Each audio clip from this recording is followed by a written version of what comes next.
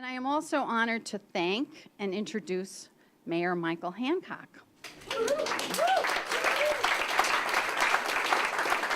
I had the privilege of getting to know Mayor Hancock while he was a member of City Council, and we had invited him to speak at a conference early on about building collaborations to improve domestic violence intervention efforts. It was then that I became aware of how personally and tragically domestic violence had impacted him and his family. I'm also thankful for your courage in sharing your family's story and your dedication to find better answers for victims who often are caught in a web of silence and confusion. Mayor Hancock visited other family justice centers with us to see what the possibilities were and has championed this vision of easier access to services for victims and their children.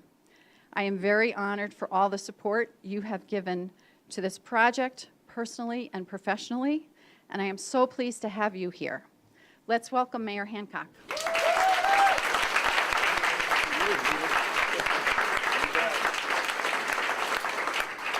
Thank you all, and thank you all for being here. I want to thank Margaret. I think it'd be appropriate right now to acknowledge Margaret Abrams, the executive director, the inaugural executive director of the Rose Andom Center, and of course, Chairwoman Maggie Morrissey, for your tremendous leadership. You know, Mitch and I would show up to give the speeches and to talk about the importance of this center, but the work got done with Maggie and Margaret making it happen. And so you two take a bow.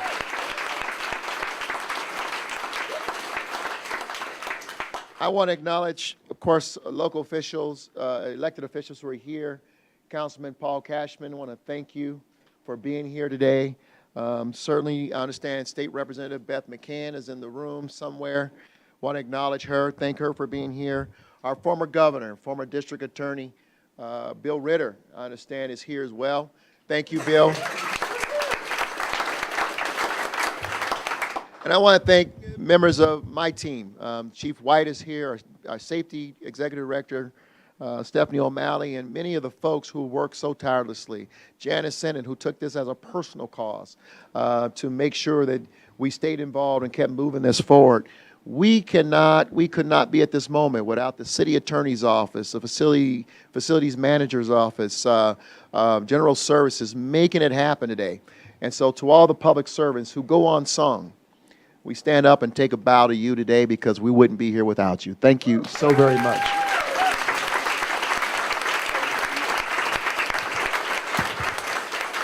It means so much to have a group of people here to support such a worthy cause. And unfortunately, just about everyone in this room has encountered domestic violence either directly or indirectly in our lives. We're all here today because we recognize the importance of the Rose Andom Center. Putting a stop to domestic violence is a top priority in Denver, and now the Rose Andom Center is here to provide access, services, so that victims of domestic violence will have a place to help meet their needs. I want to share with you just a quick anecdote why this is so important. I happened to be in Indianapolis this weekend during one of the big awards programs that was on television. As I stood there watching, this one entertainer who had been arrested once or twice for acts of domestic violence was about to perform. And I didn't realize who I was standing next to, but of course some young ladies were there, and they were talking about this entertainer and how they loved him, and he was coming in for a concert, and they looked at a couple of the mayors who were standing there watching and said, "Aren't you guys excited to someday, have you ever seen him?" You know, I said, "I would never spend one penny to see him." And the young lady looked at me and she said, "Well, why not? He's an exceptional entertainer." I said, "He's also been charged not once but twice, and maybe a third time, with domestic violence." And what alarmed me was the response of the young lady who said she must have done something. And I, without thinking, immediately went in on this young lady. She was not my child. But I wanted her to understand that there is never something that she could do to make him respond, because a real man walks away and says, we'll deal with this another way. Um, and it's unfortunate and scary that any young lady will have that attitude. Folks, join with us in the Rose Andom Center, putting an end to domestic violence in our city and throughout this nation.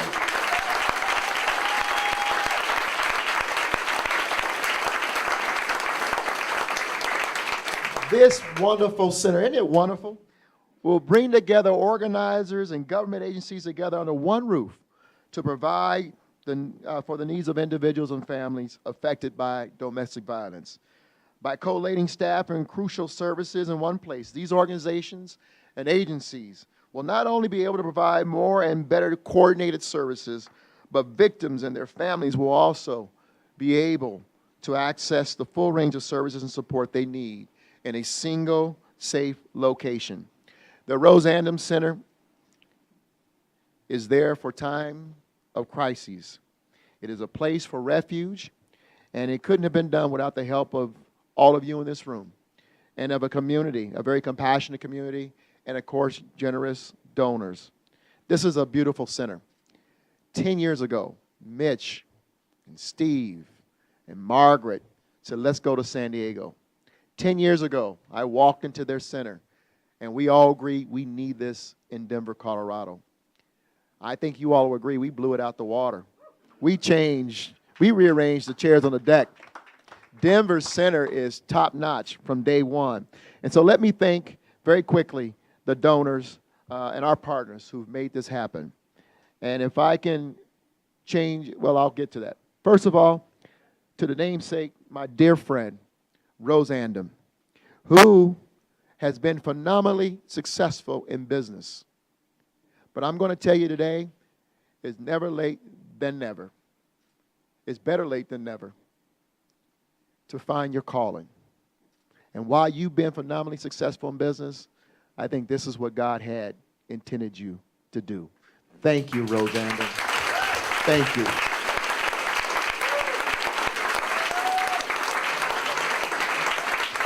To the Colorado Office of the Attorney General, Cynthia Kaufman jumped in with both feet, wrote a check for $1 million shortly after being elected. The Anschutz Foundation, Ted Harms here. Christian is here. Christian Anschutz is here. Thank you, Christian. I got to tell you, thank you so much to the Anschutz Foundation. We met with Phil directly, Nancy, and Christian, and they didn't hesitate. And to the foundation, Ted, everyone, thank you. I'd love seeing Phil on stage with Lady Gaga and the Dalai Lama this weekend. To the Daniels Fund, to our partner and friend, Linda Childers, who never falls short of standing up for the community. Thank you, Linda Childers.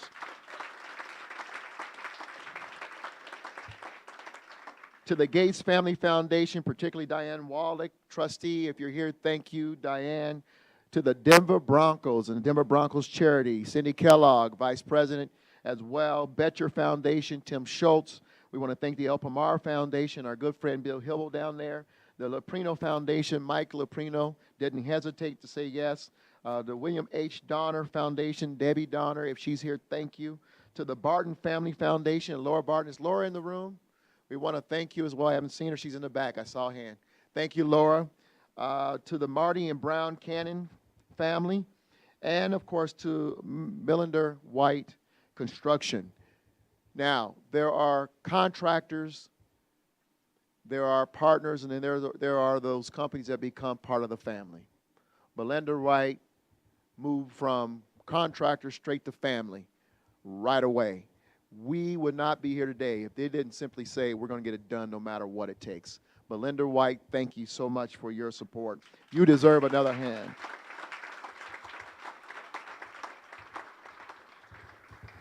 Again, to all of you, thank you so very much. There's one other person. I acknowledged Janice Sinnen, my chief of staff, who really took this on and said, I'll be your point to make it happen.